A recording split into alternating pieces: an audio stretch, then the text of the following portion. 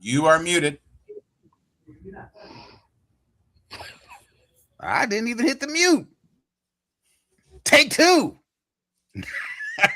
Nerds and geeks back at it again. You already know what it is. It is the legendary Nerd-O-Roundtable with your weekly roundup. So much has happened last week, and we were going to get it in yesterday, but wait a minute. We knew some extra stuff was coming, and it did. Major nerd news dropped today. Starting off, though, the Spider-Man Brand New Day trailer. Surprisingly for me, I didn't like it. And for a second, I thought, man, I might be just like out here on the ledge on my own. Turns out, no. Damn near half of all nerddom thinks that this trailer looks like shit, looks like a rush job, looks like a Sony hack piece. And that's kind of what the vibe is. That's what the vibe truly is. That was just my take out the gate. I didn't like all of the comic covers that were in there because I said to myself, this is a lot of pomp and circumstance for a movie that's not really about anything other than Peter Parker missing his relationship with his friends. Oh, and I'm going through spider changes. I'm going through spider puberty. Neither of those factors, those key factors in that trailer, to me, make for a film that I'd actually want to see. I'm not interested in seeing a spider transformation, nor am I interested in seeing this guy swinging around and hovering over his friends, which he said, hey, I got to give them up. Now we got to watch you being a perv living next door. Fuck out of here. I wasn't feeling it, but that was just me. Maybe I'm too harsh. Maybe I'm out there on my own. I see Tom is giving me looks because Tom must have liked it. I don't know, Tom. No, Tuala, you're right. Go ahead, Tom, but Tuala, I agree with you. Well, did y'all forget that he's a kid? Get it? Wait, hold on. Not anymore. You all collaborate with each other, and then I will provide some counterpoint because that just makes sense. So go ahead, get it out. Well, let me just say this. It felt like a Venom movie with Tom Holland in it. It felt like that they were preparing to bring together the Sony Spider-Verse, where you'll have Kraven, you'll have Venom, you'll have Madam Web, you'll have Scorpion, maybe even Vulture, and oh, by the way, Spider-Man. So they bring it all together. It just felt like a Sony movie. It felt TV level. It felt, and I said this in the chat, it felt like the movie was so shitty that they had to recut it, reshoot it, and that's why the trailer was delayed. Because from what I saw in the trailer, there was no reason to delay that. What I did like, I saw the hand. It's like, okay, it's nice to kind of bringing in the Netflix universe, but if you're going to bring in the hand, you better bring in full costume Daredevil. You introduced Matt Murdock in the last movie, so I need full costume Daredevil with the hand and also Punisher. So I was underwhelmed by the trailer. Yes, I'm going to see the movie. It felt very Sony-ish and very underwhelming. Okay. Yeah. So what I will say is that I really didn't like all of the Stark suits. I didn't like that we really, in the MCU, we have not had a Spider-Man who was basically just Spider-Man almost immediately. Because Stark really created his first real suit. I mean, he had the BS suit, you know, that they all do the thing where they just invent the bullshit. But almost immediately, Stark gave him a suit. And then he had 10 other suits in the 4 movies he was in. And it's like, he was never a street level kid. He literally went off planet to help save the world. And that's, I mean, it's great that Spider-Man, you know, and I appreciated all the movies. And I liked the fact that they brought together the other characters in No Way Home. I thought that was cool. Everybody wanted to see that shit. So let's not front. So that was great. But now we have a Spider-Man who is living more in the universe that Peter Parker, Cub photographer, Peter Parker, ESU student, Peter Parker struggling with shit, as opposed to always having Tony Stark, the billionaire, behind him and able to take care of things. You had a young Aunt May who was living in a beautiful apartment. They weren't struggling in the way that Spider-Man has always struggled in juggling different things. he was traveling to Europe and paddling around with Mysterio. And there were all these things that weren't a Spider-Man story. So what I appreciated in the trailer was those little nods to the recreation of the Amazing Fantasy cover, which was his first appearance. And the fact that we got cameos, clearly cameos. We're not having Boomerang as a major developed character. We're certainly not having Tarantula as a major developed character. But these were cameos, the slices of life that you would expect to see in a street-level Spider-Man dealing with street-level people. And you get Scorpion looking great, a cool mecha suit for Scorpion, which is how it would be. It always annoyed me in the comics and in the animated series that Scorpion had this little snubby tail thing and no stinger. That always annoyed the shit out of me. But now you've got a Scorpion who looks legit. And as much as I know there's a hue and cry for Daredevil, I don't think in the first full-length trailer I needed to see Daredevil, because I know there's going to be another one. And so if you're trying to build anticipation right now, you've got people talking about, some people say that it's really shitty. Some people are geeking out on all the little Easter eggs that were in it. And when it's time for Murdoch to make an appearance, and Twala was saying before we started the show that it's been confirmed that this is set 6 months after the events of season 2 of Daredevil, which cleans up a lot of stuff. Wilson Fisk is probably in jail. He's no longer the mayor. There is no vigilante task force anymore, which is why perhaps Punisher is out in the street, not facing justice from a whole legion of Punishers that Fisk put in place or whatever. We will see what happens in Daredevil season 2. But whatever happens, it's pretty clear that Daredevil is going to be available to be in the movie. Isn't it tomorrow? I think, midnight. Yeah, so tonight. Shit, I'm stayed up. Yeah, so to me, all of that is being communicated is opening doors. Now, I don't think Vulture's coming back because Vulture is technically in a different universe right now. He could come back in, maybe Secret Wars or whatever, but I don't think we're going to see him. I think Scorpion is fine. We need a new villain. It's fine to just go with a new place. And, we know D'Onofrio's not going to be in it, which is fine. And I understand the rights issues around that, even though they own the studio that made the Daredevil and Elektra films, and Wilson Fisk was used in the Daredevil film. So just like they have Bullseye, it seems to me that they should not have a problem getting Wilson Fisk on the big screen as D'Onofrio. But that aside, Tom Holland has never been a bad Spider-Man. So true. And they have not. I don't think Marvel has dropped the ball. And yes, he is a little bit older, but we've had 3 movies of him as a high school student. So it's not like that ground hasn't been covered. And so now that he's out of high school, now that MJ and Ned are in college, it's fine for him also to have some other stuff that he needs to do. And the transformation, which is really just an excuse to give him organic webs without the Venom suit. I don't think they're going to shove Venom into here. And we can talk about whether or not that poster that dropped a couple of days after the trailer dropped is fan made or not, but it's well done either way. It's very well done.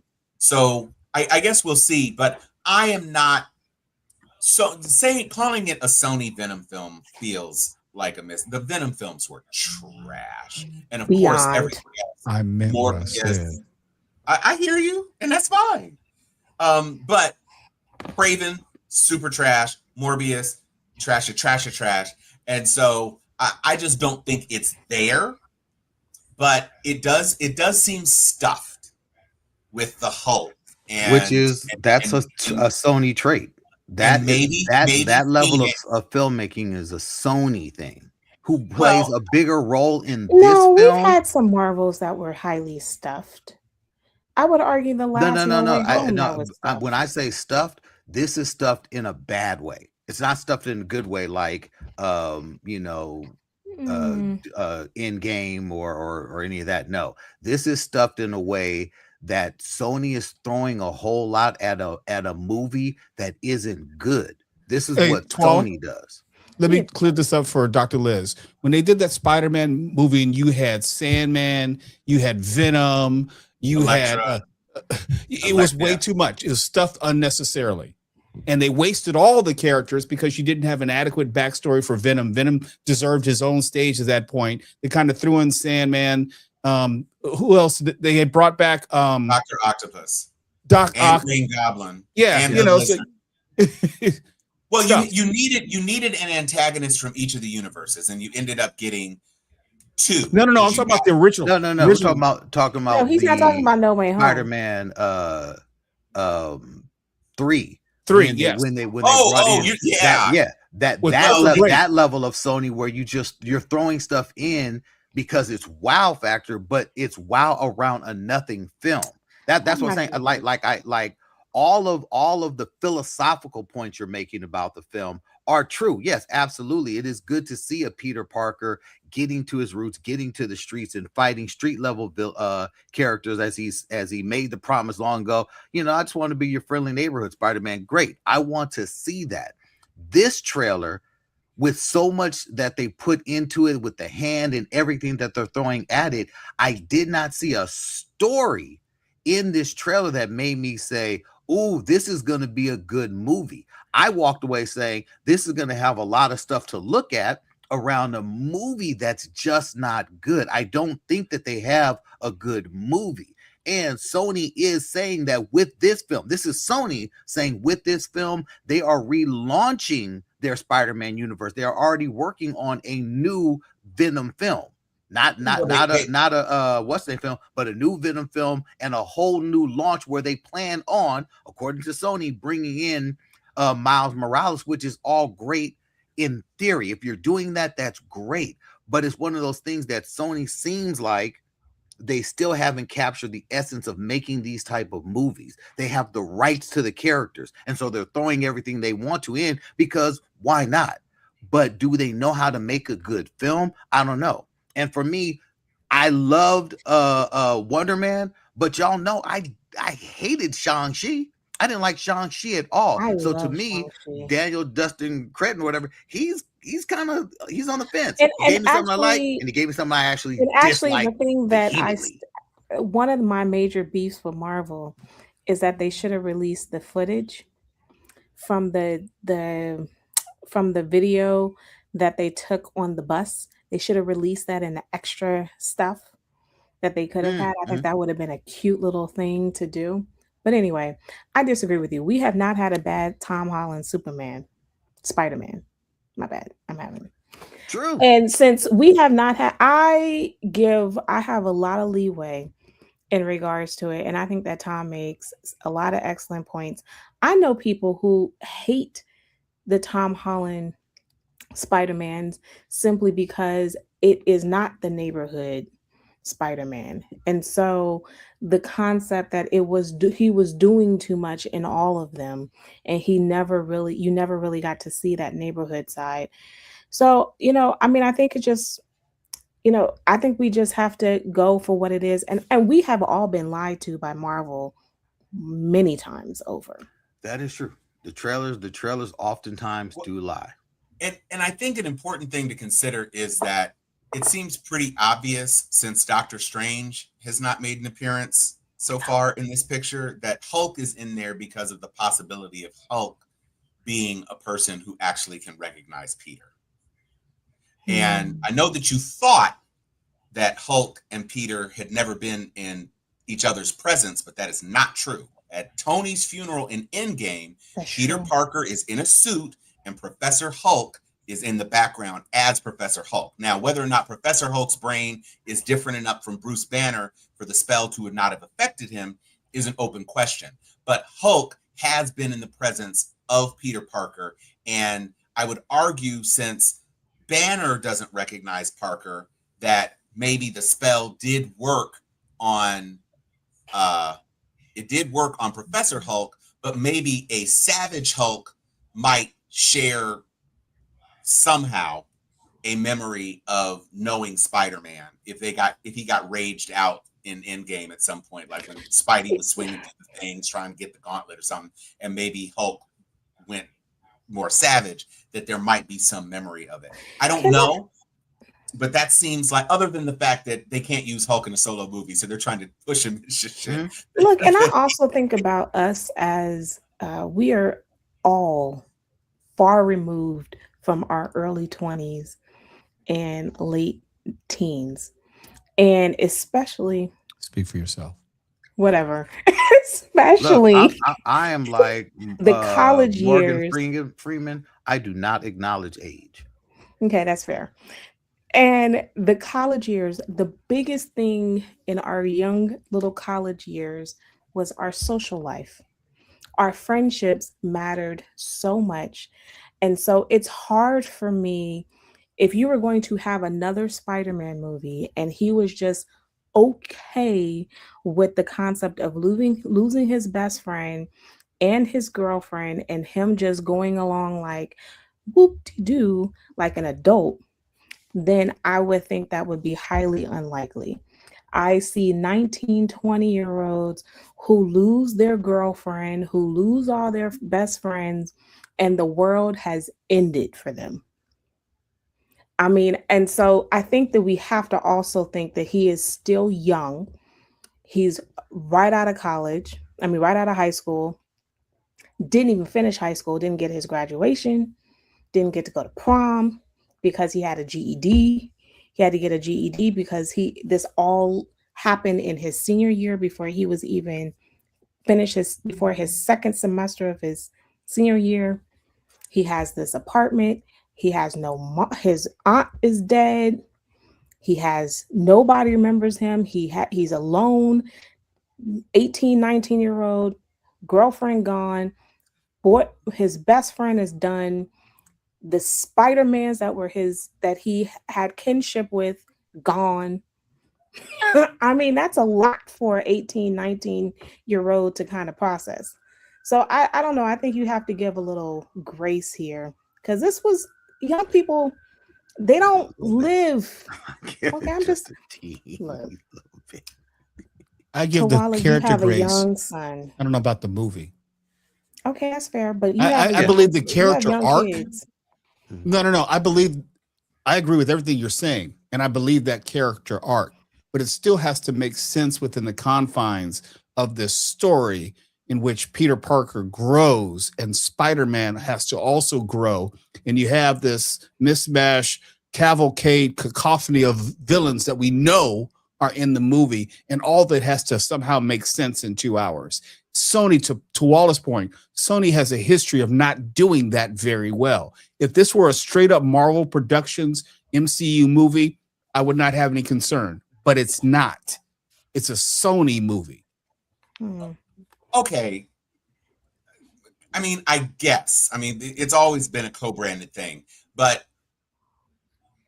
I guess I would just say in No Way Home, you had Green Goblin, Dr. Octopus, Lizard, Sandman, and Electro. 2 other Spider-Men, Doctor Strange, and was there anybody else? Daredevil. So.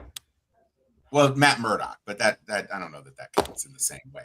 But each of those characters had screen time, and each of them had their own thing going on. And you had, Amazing Spider-Man was dealing with his Gwen stuff, and Toby was dealing with his unresolved Green Goblin stuff, and you had 2 villains, quote unquote, who were putatively, on the mend, as they always are. Sandman and Doc Ock, the most reluctant ones. And then, Electro was kind of 98% there until he had the opportunity to suck his power back, and then he turned into an asshole again. And then the Lizard never wanted to be good. And then, of course, Green Goblin didn't want to be good. So there was a lot in that movie. And to the point, we all more or less knew what the core premise was with it, which is what happens when the other Spider-Man all come together. And so no matter what else happened, the coolness of seeing Toby and Andrew on screen with Tom, and Andrew gets his, I saved the girl, she's okay, right? And that the audience just nearly melted. and you get Green Goblin stabbing Toby and all these other things that were going on. But because we knew going in, this is the thing. The thing is to bring all the Spider-Men together. That's the thing. Yeah. And so everybody went with it. We don't exactly know what the thing is. All we know is that nobody remembers Peter. And that is not as cool a premise as the other two Spider-Men are coming into the same universe. I grant you that. But I think they're calling it Brand New Day. They are implying that it is a reset, and that makes a lot of sense.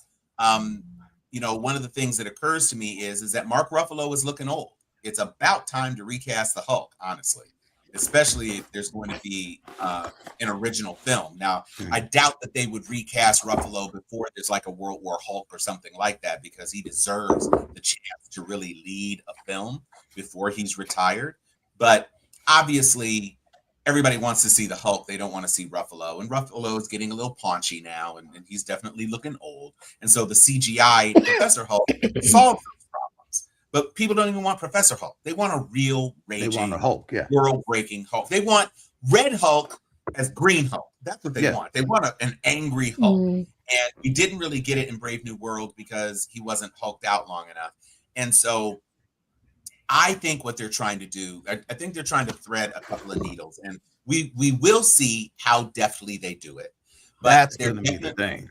Well, that is. And so the core premise is that I think Act 1 is montage of street level villains and him pining for MJ. Okay.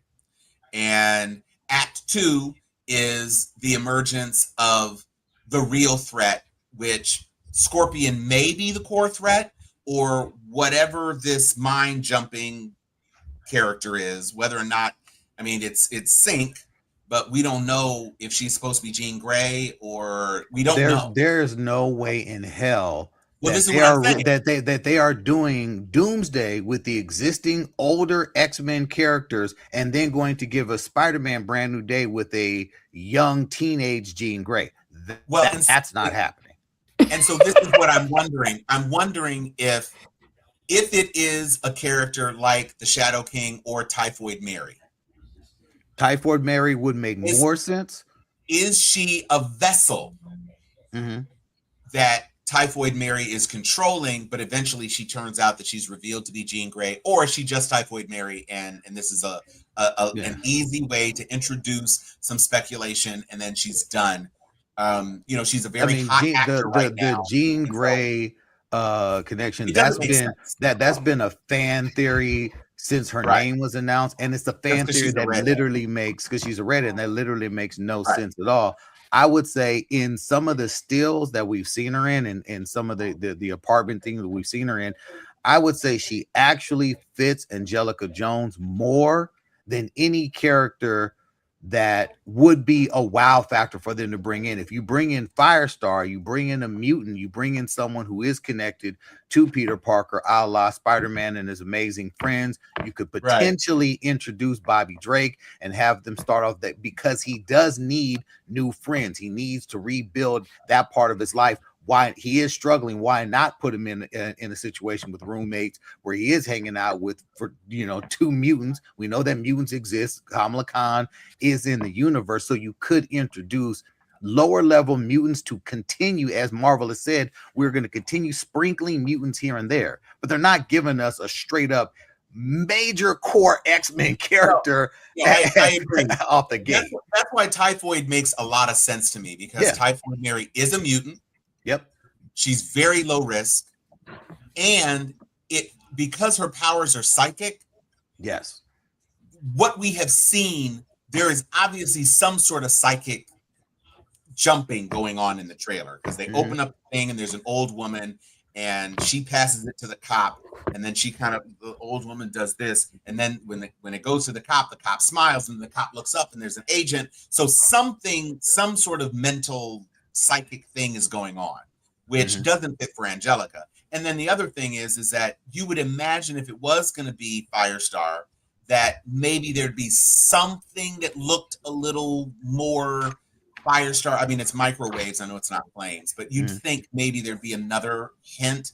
And this character is strapped into a chair, and then maybe it's the same character with her arms outstretched, seen from the back, and that gives me like Moon Knight different personality vibes, kind of like Typhoid Mary would have. Once I saw that theory, I was like, oh, that makes a lot of sense. That does.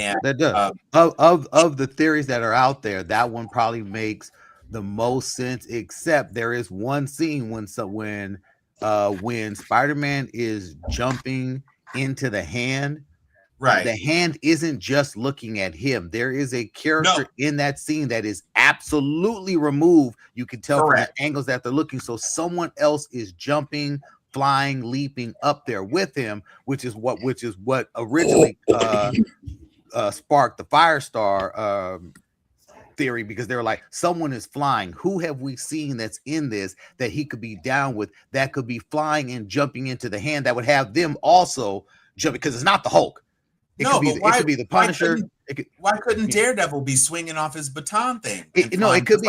It absolutely could be. It could be. That makes more sense to me. Just like they did the other Spider-Man kicking the lizard's face. It makes a lot more sense to me that it's Daredevil jumping against the hand. Look, I fundamentally think that we are going to not, all this is going to be nil, because they're going to show us something completely different. And that is what Marvel has been able to do. I think that Disney itself has mastered the belief that you think one thing and you get in there and it's going to be something completely different. True that. Well, and this is one of 2 Marvel superhero movies this year. And so they're banking a lot on it. And obviously Doomsday is, but by giving it 6 months of breathing room, they're clearly setting something up. And, they did a great job with introducing Wonder Man, which has been picked up for season 2, which is good news. And, now we've got Daredevil Born Again back to back, year to year. Yep. And, we were talking in the chat about Mo was really keen on having a Daredevil feature. And I posed the question, and I think Ryan was the only person who replied, but I said, would you rather have a Daredevil feature every 4 years or Daredevil season 3 and 4 in back-to-back years as an episodic 8-episode thing every year? I like both. I want the Daredevil series. This is what I'm saying. Story that only plays 2 episodes. Right. We've never had both. We've never had something where a big screen character comes back to Disney Plus to do their thing, other than Hawkeye. But Hawkeye was always a supporting character. He never carried a movie by himself. And so because he doesn't have powers, you could lean into some of the other things that can make a character interesting. When a character has superpowers, the threat is always going to be the interesting thing. But if you're just a guy who shoots arrows with a family and you were alive when they were snapped and now they're unsnapped and you're rebuilding stuff, well, there's a story to tell there. I think we need to acknowledge, though, that Disney Plus needs to keep people locked in just as much as the movies need to keep people locked in, because Disney during the pandemic, of course, they kept us locked in because we were getting stuff. Whether we liked it or loved it is one thing, but I mean, we're not getting much of anything in the Marvel universe on Disney. We're not getting much of anything. Oh, look, I'm looking forward to the Maul animated series, the Darth Maul series. That looks fantastic. But the Disney releases are becoming far and few in between, where they do need to start picking up some steam and making this subscription worth it. Absolutely freaking. Because you keep raising prices. Yeah. Like you're raising prices, you gotta start raising up the content. I know you don't need Hawkeye 2 and Echo 2. You found or Boba 2. Of who? Boba Fett. Oh, Jesus. So I'll take both of those for Boba.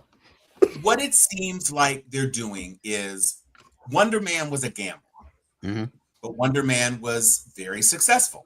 And so they're like, great, let's get Wonder Man season 2. We got a perfect cliffhanger. Let's go ahead and lock in. Let's make it happen. Yahya Abdul-Mateen is hot right now. He's about to do this this Man on Fire series. Let's make sure that we kick Lantern's ass. And then you got Daredevil. Daredevil's baked in. We know that that's hot. And it's paving the way for us to get Heroes for Hire, which brings back Power Man and Iron Fist, or Cage and Iron Fist. You know, maybe that's the way to go. I was never that big of a Jessica Jones fan. I liked the first season because I liked Purple Man or Kilgrave, but I did not like season 2. And wasn't there a season 3 of Jessica Jones? And it was terrible. Yeah, it was. Yeah, that's season 3 is when they brought the mama, right? The crazy mama to it. Yeah. So, but now at least Jessica Jones was never that big a character in the comic books, but Luke Cage became impressive. You still have the potential of exploring the relationship between Luke Cage and Jessica more in depth. They did have that bonus scene. They could have the kid. They could have the baby, which was a major factor in the comics.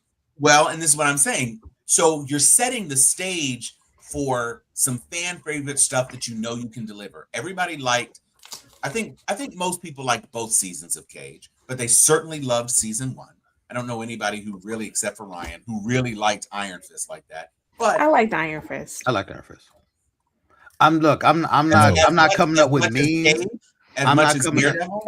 No, I'm not coming up with memes. Nothing's better than Daredevil. Yeah, no, nothing is better than Daredevil. But I did like. I'm absolutely not on the I hate Iron Fist. You know, I hate her. I'm on the I hate Jessica Jones. Like we can throw her. Oh, I hated Jessica Jones season 2. Didn't even watch season 3. That's what I'm saying. At least Jessica Jones gave us one solid season of her character. Iron Fist didn't give us a solid any. I can watch Iron Fist. Yeah. You think if you compare the first You're not season, supposed to convince me because I can't stand Jessica Jones, any of them. All I'm saying is that when you have a shitty protagonist, but you have a great antagonist, that can cover a lot of ground. And that was the most important arc for Jessica Jones. Even from period. The I'm like in her entire history, everything about her. That story is what made her a character worth watching. Yeah. And I just wasn't a fan of Kristen Ritter, so I mean that didn't help. And I never thought a person that skinny should have a power that's super strength. Basically, you should be a little more built up than that. But that aside, the Danny Finn. She wasn't skinny. Kristen Ritter is skinny. Jessica Jones wasn't skinny. Jessica Jones she is thin. She absolutely is thin. Even from her first debut when she first tried to be a hero, she was never ever a thickie. She just wasn't. She had a little arm action, and that was about it. Just because she had a little tone in her arms, but she was a skinny thing. She always was. I mean, I am looking at some pictures of her in her body costume, not the jeans and all that stuff. Kind of hide body. I'm just saying in her original comic book costume. Now she wasn't Thickums. She definitely wasn't Thickums. Not Thickums, but especially by Ritter is skinny as shit. Okay. All right. I mean, look, by comic and she wasn't Captain Marvel thick. That's what I'm saying. Like no. she's a basic ass chick, and Kristen Ritter's basic ass. Like really they're both basic ass chicks. Even in the comics, it was like Luke Cage, man. You had all type of fire coming your way, and in the comics, you still went with. That's like, yo. Even in the comics, we're all scratching our head like, how did you pass up Misty Knight in the comics? Because in the comics, Misty Knight is a brick. No, Misty Knight's bad as shit, and it's a shame. She's got her own show now, but we need Misty back. Yeah, we do. I don't know if All's Fair is it All's Fair? It has not. I don't think it's coming back. You mean All Rise? All Rise. Oh, yeah, I don't think All Rise is coming back. Okay, then she's available. She needs to make that because she as Misty, she was bad as hell, and they introduced the bionic arm too and all that. Yeah. No, we need these street level characters, and these are characters I could see it would make sense for Spider-Man to encounter Cage. It would make sense for Spider-Man to encounter Misty. It would make sense for Spider-Man to encounter the Night Nurse. All of these are characters where it makes sense because they're in the hoods. Daniel Rand partnered with Luke, but he was still from either the martial arts side or he was from the rich background because those were the tropes. So billionaire who, fights crime. And so they were partners, but once he got his own comic book and he was doing his own things, and Luke was definitely doing his own thing, I just don't think that 70s era chemistry of Heroes for Hire necessarily translates, even though I know that they probably consider it a safer bet to have the two of them in a series together as opposed to trying to relaunch Cage again, because Cage was just super blackety black, and maybe they don't think that that's the way to go. Yeah, I don't know. It's going to be interesting, and we shall see, and we will all be in theaters. Sure will. Project Hail Mary. Look, we are Project Hail Mary. We are super excited about Wonder Man season 2, but now we've got some reviews to get into. My daughter is all about Project Hail Mary. For me, I said to myself, I am willing to see it because I like scientific space movies. I love the idea of outer space. And this film looked to be, and from scientific film fans, is a sound scientific journey with a little bit of hokey pokey fanfare thrown in for movie-ness of it. But I wanted to see it. But then I saw your review, Mo, and I said, maybe I don't. I don't know. Well, there's some things here, and I was unencumbered by the book. So I didn't read the book, so I was not weighed down by any expectation. Right. But I don't generally care for serious scientific movies with misplaced humor. And from what I'm told, that is in the book. And so the movie is true to the book in that regard. I'm not into cute aliens. I'm not into a cute alien side story when you have literally the future of civilization on the line. I need you to be consistent in tonality. That said, it is Project Hail Mary, and I know that Dr. Liz noticed this. It is an homage to science fiction of the 60s and 70s. There are some explicit Easter eggs, and there's some implicit, if you're really paying attention and you're a student of the genre, Easter eggs, and I'm not going to give that away. It was worth my time, but I know I'm not going to steal of Dr. Liz's thunder. There's some things I would have cut out. It just didn't need to tell. It was not a bad movie. I thought it was a good movie, but it got silly at times, and the soundtrack for me just seemed incongruous with the seriousness of the scenery at the time. I needed Interstellar. I needed 2001 Space Odyssey, grandiose, serious music score. This ain't that. So it was fine, but I don't need to watch it again. And I don't want to. And again, I haven't read the book. I'm told that the ending is true to the book, and given its ending, I wouldn't have liked the book. I did not like the ending. There were decisions made by characters in the resolution, the denouement, that just did not make sense to me, given how those characters came together. I know Liz knows what I'm talking about, and I don't want to give it away. And last thing, Ryan Gosling, cast him as a geek all day, any day, not as an action hero. He fits in this character. He really dwells in it. I don't need to see him as an action hero. That's it. That's fair. Wow. That's fair. I actually didn't mind the comic relief because I felt that I needed the chuckle. Interesting. Nobody else chuckled in the theater with me, though. I was laughing quite a bit. But this reminded me of Martian. Is it Martian? The one with it's the same author. It's the same author who wrote The Martian wrote this. So that's why. So that's why it makes sense. It reminded me of this notion of solo. But then I kept thinking, why did Martian work and this didn't? And I was trying to tackle, why didn't I like? I want to like the movie. I really do. And maybe if they cut some of the middle out, maybe I'd like the movie. But there are some unresolute. I did not know. Did he save Earth? Yes, he did. Well, that's not a spoiler alert. No. No, because they don't really explicitly get to that. I mean, they get. Well, put it this way. Project Hail Mary goes through its course of, doing what they want to do. and then there is a scene where you told the fruits of their labor. Let me put it like that. I will say this. I think perhaps The Martian worked for you, Liz, because it's really staying within our solar system. He was a lot closer. The idea of a mission to save him and him having to survive long enough to be saved is very finite and quantifiable.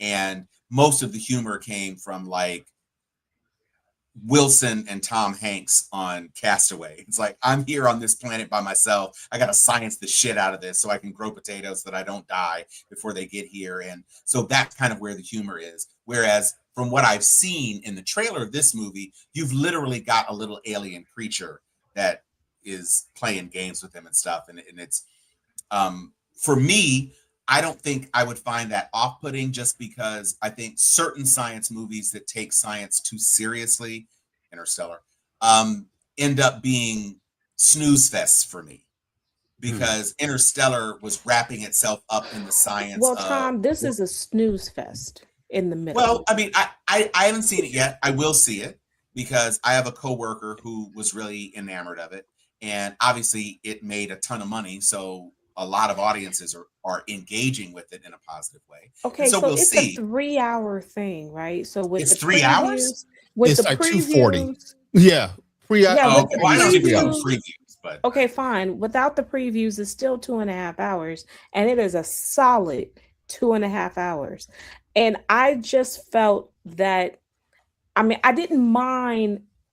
Where Mo doesn't mind the comic relief, I needed it to stay awake, because there's some aspects of this where I am bored out of my mind. And then near the third act, I'm like, okay, this makes me feel a little bit better. But then I have to suspend logic, because the math don't math.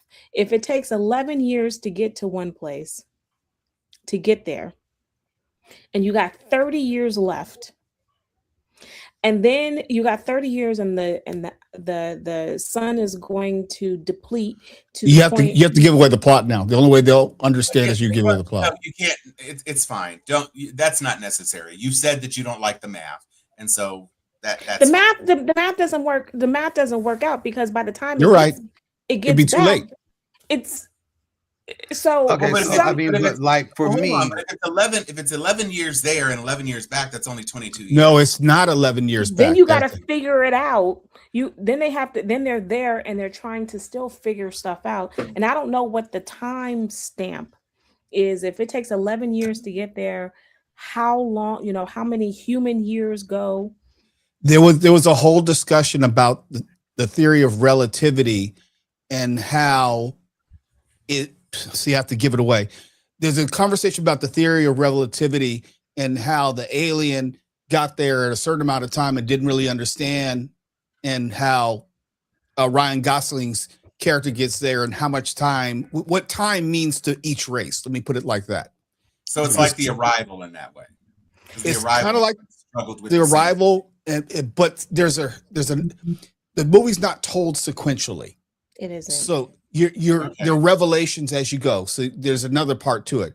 But I didn't like, since we're giving some of the spoilers away, the solution was connected to the problem. In a movie which is about interstellar travel, they all of a sudden found a way to do interstellar travel, and it's connected to the problem in the movie.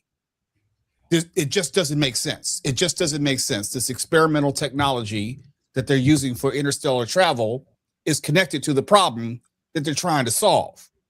Right. see, Right, my, the thing- look, the thing all they're I eating is wanted. not- And then you don't know how long they were there in human years. or Correct. earthly years, Due to the to try theory to of figure relativity. this out. Right. Right, because it did, Well, but the- because when they get there, they don't know what the problem, they don't know how to solve the problem. So then Ryan has to solve the problem with the alien, and then they figure the problem, and then they travel back. So by the time we know that they get back, the woman is old. But See, I that's don't the know. woman. Yeah, Yeah, that is that's how not like- relativity.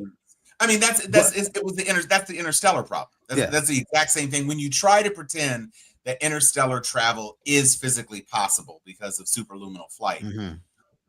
and you try to stay accurate to special relativity, then you end up with characters that you like who you can never see reunited. It's the exact same problem that Interstellar had. It's the problem that Ender's Game solved by, well, they didn't really deal with the interstellar travel part, but they dealt with the ability for humans to communicate with each other across interstellar distances. Again, because of the solution was the problem.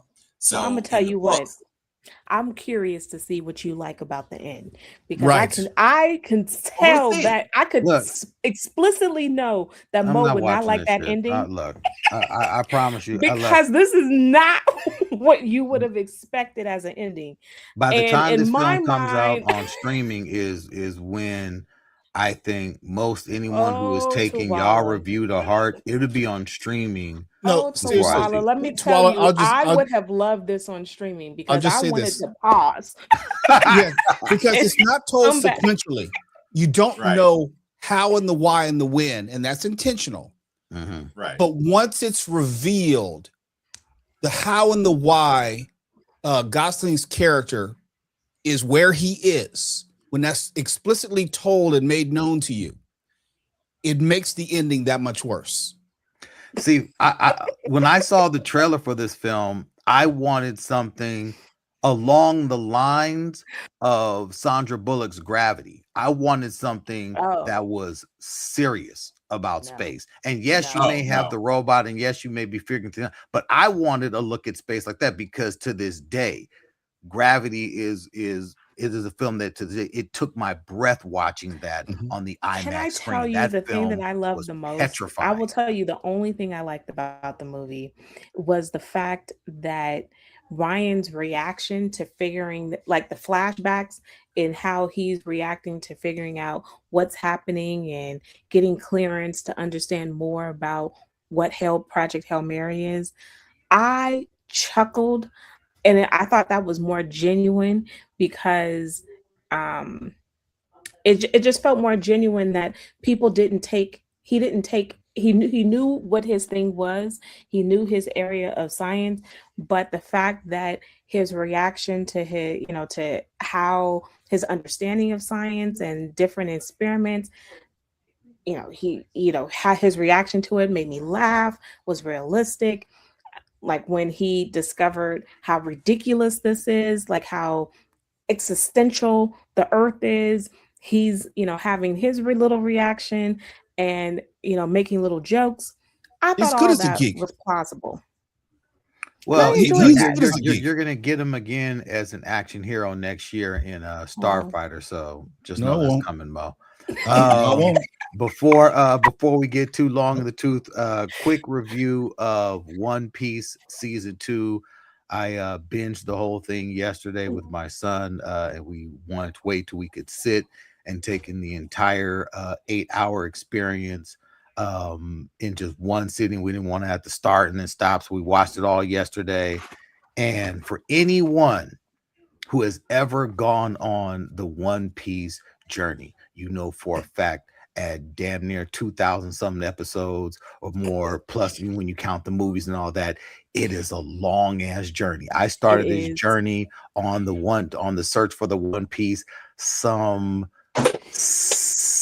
maybe about 7 years ago with my son, is when I started watching this animated series. Okay, 7 years ago, and we are now at a point where we are all caught up. We are right along with the series and all this. It took a lot of time with us going back and watching this series, and it has been a great ride. It has been beyond frustrating, because when you go through those earlier arcs and all of the incessant flashing back, and just, it is mind-numbing, but it's a series which always ends on the note that says, oh, now I gotta watch the next episode.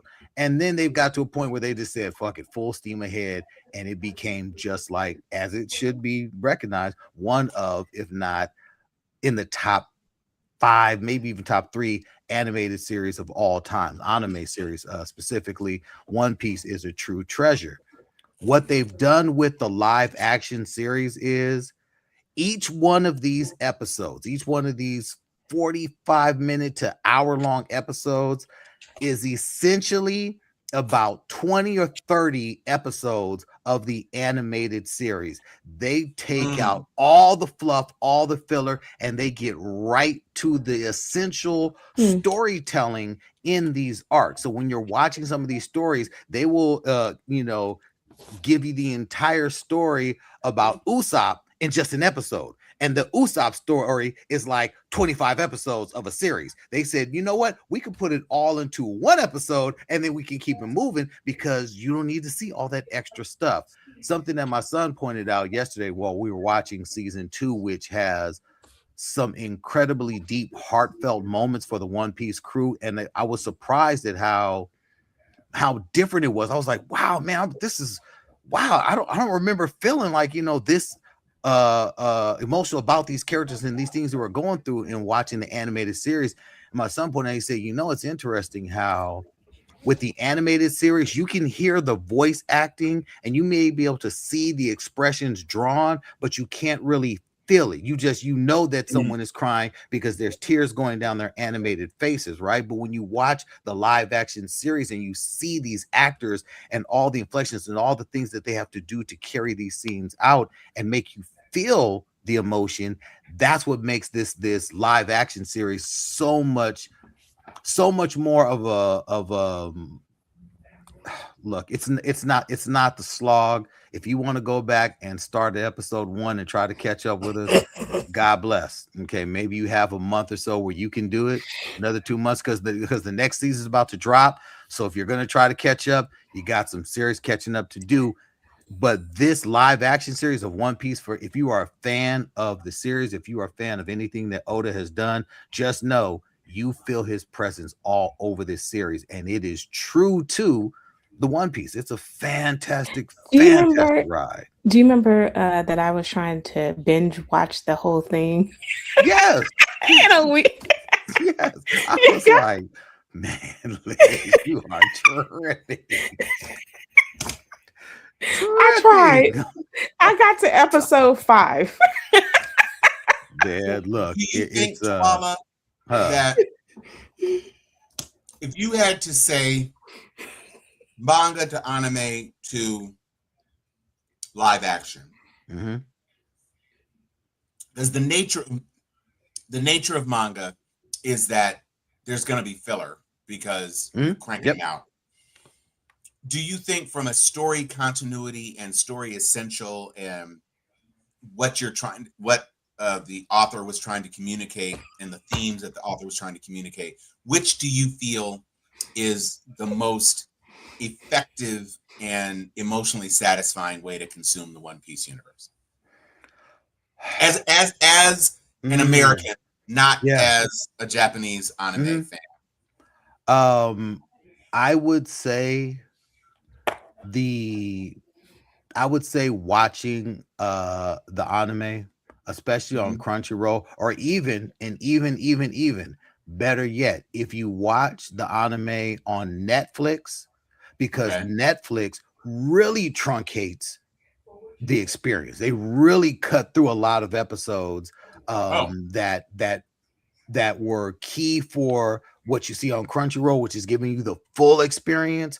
On Netflix, they're just like, yeah, we don't have that much time, and we can't put this much stake into this. So how about out of like 120 episodes of this arc, how about we do like 85? The 85, we cut through some of the filler episodes and just kind of like, and give it to you like that. So I would say, right? Yeah, Liz, yeah. It's a journey, Liz. Look, the journey and the search for the One Piece it's a wild ride. It is. You see some bizarre things. You see some things that are like, what the fuck am I watching? But it's an enjoyable ride. Like where we're at right now in the series. It is like in the last season, when you finally saw that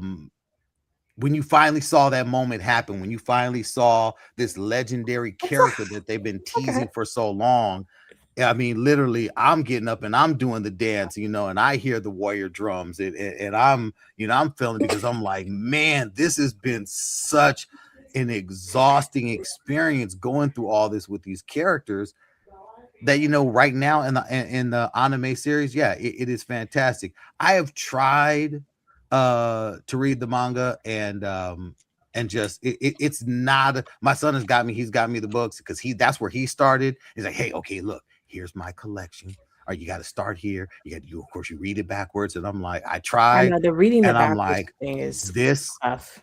is this, I can't. My mind can't comprehend. I'm like, I don't like it. I don't like doing this. I feel weird reading it like this. I can't do it. That's fair. But yeah, but the One Piece, the live action series, it is great. If you know nothing about One Piece at all, if you just get into this series, it's good as shit. It is very true to the anime series, with the level of violence and gore, and they're pirates, and they're really Right. pirates. It's on Netflix, and it may look colorful, but it's not necessarily a kid show like that. It's Right. definitely something that, It's not, but if you're it's a lot. into this adventure, it's a lot going on. It's good. Hey, It's good. before we get out of here, it was asked in the chat by Movie Guy 19. Does Nerd-O-Rama have any thoughts on what Chuck Norris's films and TV shows impact made? So we acknowledge the passing of Chuck Norris. Let me just say this. I'll start off as a martial artist. You cannot deny his impact on the martial arts world and community.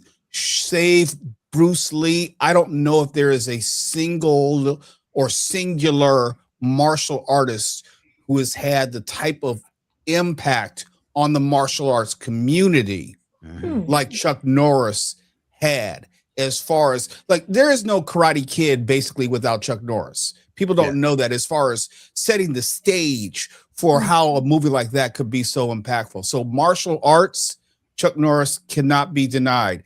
Now, as far as a movie star, I don't think anyone can really name, unless you're a dyed-in-the-wool Chuck Norris movie fan, you can't name his movie other than maybe Delta Force and Sidekicks.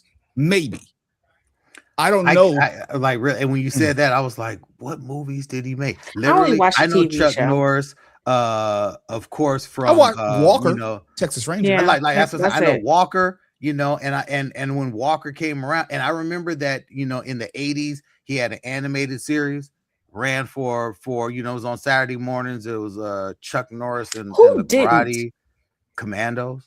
But that tells you what level he was on, though. Yeah, but that also came around the time you had Mr. T and his crew, and I think you had the sports all stars, where you had a football player, a baseball player, and a basketball. They were all animated characters, so it was a bunch of silly shit that was happening. And I remember they kept trying it. Kid with and Chuck Play Norris. had one. Yeah, right. I'm like, to me, he was that guy that was like, wait a minute, man, why are they going so hard for the guy that fought Bruce Lee? I remember that as a kid. I was like, man, he was the bad guy. Why are they trying to go so hard on this dude? And I never watched his movies. I thought he was, for me personally, just in my mind as a kid watching, late 70s through the 80s, you're watching this guy do these things. You're like, I don't buy it. I thought that he was a poor man's Rambo when he did Delta Force. I was like, yes, come on, Agree. This is a poor man's Rambo. So I will say that the Chuck Norris film that impacted me the most was Silent Rage. Silent Rage was where this killer dude got some injection, some experiment, and he was basically Jason or Michael Myers. He could not be killed, and he liked killing. And he was very good at it. And so the idea of someone who couldn't be killed and was just like this implacable golem of a character, and I think I can't even remember what exactly happened in the climax, except that you're basically led to believe that the villain isn't dead. And that creeped me out as a kid. And it was, it was lower budget. It wasn't flashy like Delta Force and, there was a point in the 80s when movies were trying to figure out how they could bring the sci-fi element into everything and make everything kind of Star Wars adjacent with pew-pews and all that sort of stuff. And Delta Force just always seemed like a lot to me. But Silent Rage was small, it was compact, and it was basically him against this killing machine. And that movie really impacted me. And the Sidekicks was fun, but that was like, the Arnold Schwarzenegger phase of his career where he was like, let me just make something that's kind of fun for the kids. Do something with kids. Now, and to Mo's point, I think, as I got older and I, got into martial arts and I saw how important the martial arts were to Chuck Norris, and not just studying one discipline and studying multiple disciplines with full reverence and respect to them, and earning his degrees in several disciplines. You begin to learn that acting is something that he did, but he is he was a martial artist first, and that was what his bread and butter was, and was teaching martial arts and was spreading the philosophy of the arts around the world and being an ambassador. And he was always known as being a rock solid ambassador to martial arts. So for that, he absolutely gets bad respect on that. Even if I'm not a fan of his films, as a martial artist, yes, sir. Absolutely. So, I mean, to Movie Guide 19's questions, like, we're going to learn publicly more things about the person. Some things have come out. I've always known about it. I've never been real high on the dude, Chuck Norris. I've always been high on Chuck Norris, the martial artist. And his first discipline was Tong Soo Do, which is a kissing cousin of Hapkido, my martial art, a Korean martial art. So there were things that I really could admire about him. The more I learned about him as a person, just growing up and everything, he wasn't all that flattering. And that's saying nothing of his present day politics or anything. I'm just saying, not all of us are flawed, but he was not the legendary mythical figure that he was caricatured into the latter portion of his career. Meaning Death wasn't really afraid of Chuck Norris, right? And that made him just this this mythological figure, and people kind of fell in love with the persona without knowing the person. That's all. Interestingly enough, after he passed, I don't know if you all have seen these model animations where it's like one person versus a million whatever. So it's like, Godzilla versus a million Jedi Knights or whatever. And so it was Chuck Norris versus a million Grim Reapers. And Chuck Norris won. And I was like, well, that's a little bit ironic, but whatever. I do like those things. I find most of them are pretty silly, but it is interesting to see them. There was one that featured Jedis against the aliens, the xenomorphs. So if you see those, they're all over the place, and it's every single possible combination you can find. I did laugh out loud at Chuck Norris in the Star Wars universe when he faced off against Vader. The Force didn't work against him, and Vader came at him with the lightsaber, and he literally, did a palm strike and pushed the lightsaber back. I was like, that had me. I was like, this is funny, and that came out before his death. So I was like, I think I had shared it in the chat. I was like, yo, this is comedy, dude. It's really interesting when a character whose mythos, and of course we all knew that Chuck Norris was eventually going to die, but when the mythos at this portion of his life, it was like he was just this indomitable force. It was a surprise. I was not expecting it. And William Shatner is like, no, I'm still alive. I'm good. 95 and I'm still smoking cigars and kicking it. So no, absolutely. Before we get making out of his definitely TV shows on history. Definitely want to say rest in peace to Kiki Shepard as well, man, because I grew up on Kiki Shepard. Absolutely, man. And Valerie Perrine from Superman, Miss Tessmacher. Miss Tessmacher. That I'm like, whoa. Yeah. This three Y'all's is childhood is gone. Yeah. Well, but someone had to remind me. Only Jimmy Olsen is really left from the original Superman. Oh wow. Run the list in your mind.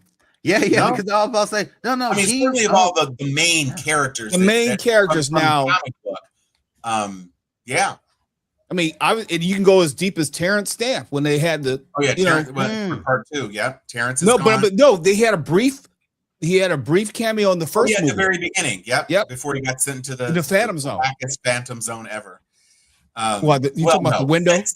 Second whack. Yeah. No, that the window is crazy, but that is not as bad as the cryogenic dildos that Zack Snyder gave us.